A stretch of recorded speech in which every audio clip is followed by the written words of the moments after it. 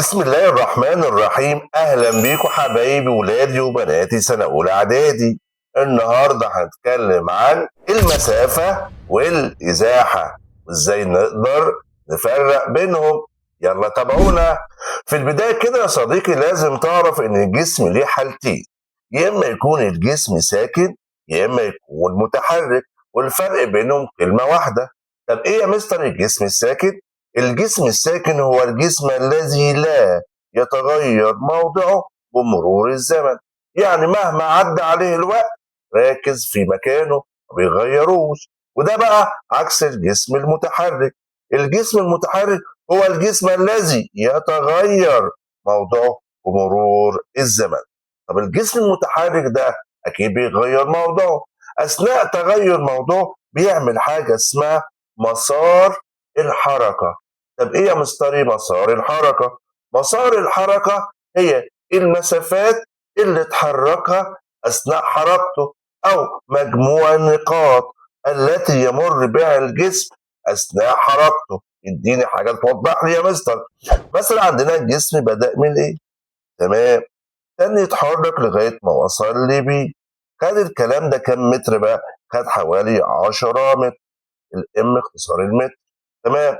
بعد كده اتحرك من بي الى سي. خد قد ايه في المسافه دي؟ خد حوالي 8 متر. طيب اللي حصل بقى ايه؟ يا مستر ده هو اتحرك من ايه ثم بي. تمام.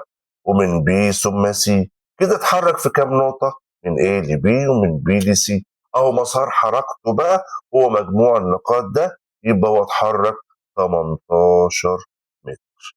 يبقى مسار الحركة كمان مرة يا صديقي هو مجموع النقاط، النقطة A والنقطة B والنقطة C التي يمر بها الجسم أثناء حركة. دلوقتي يا صديقي جه الوقت إن نعرف إزاي نفرق ما بين المسافة وما بين الإزاحة. مبدئيا كده يا صديقي المسافة هنرمز لها بالرمز دي، أما الإزاحة هنرمز لها بالرمز S. تمام؟ تمام. بص معايا يا صديقي في الشكل اللي قدامنا ده. الجسم بدأ مسار حركته من النقطة A ثم تحرك اتجاه الشمال اللي هي النقطة B. تحرك قد إيه يا مستر؟ 20 متر. الإم اختصار المتر. ثم غير مسار حركته. غيره فين يا مستر؟ غيره ناحية الشرق لغاية ما وصل للنقطة C. حلو يا مستر؟ تمام يا مستر. طب خد قد ايه بقى يا صديقي؟ خد حوالي 50 متر. وبدأ 20 متر لغاية النقطة B، ثم غير مسار حركته 50 متر النقطة C، ثم برضه تالت تغيير مسار نزل للنقطة دي. طب نزل كام متر يا صديقي؟ نزل 20 متر. تمام؟ تمام.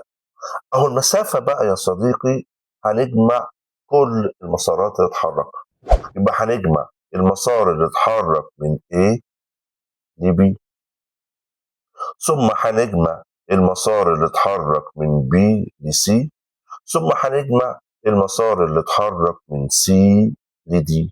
تمام؟ تمام يا مستر. طب هو اتحرك في أول مسار كام؟ 20، ثم كام؟ ثم 50، ثم كام؟ ثم 20. يبقى المجموع كله كام؟ 90 متر.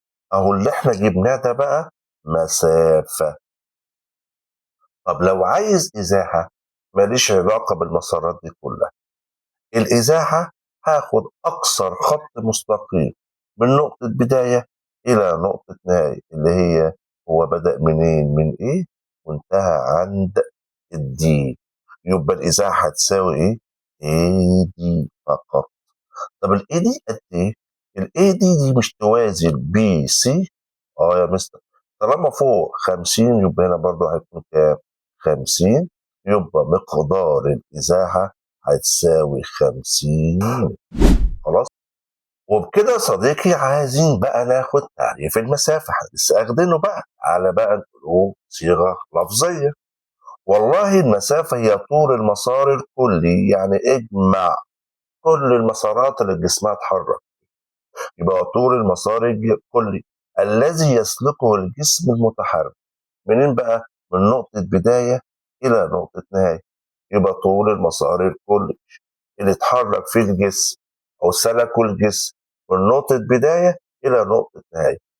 أما بقى الإزاحة اللي هي رمزها اس مش طول المسار الكلي، إحنا عايزين أقصر خط مسار، يبقى لفوق طول مسار كلي، لا هنا ماليش دعوة بقى بالحركة كله، أنا عايز أقصر خط مستقيم أو أقصر مسار. خلاص، منين بقى؟ من بداية الحركة اللي هي نقطة البداية إلى نقطة النهاية الحركة، يكون ده في اتجاه ثابت. ما أنا عاوز خط مستقيم ما بين البداية وما بين النهاية، دي بقى بنسموها إزاحة. هناخد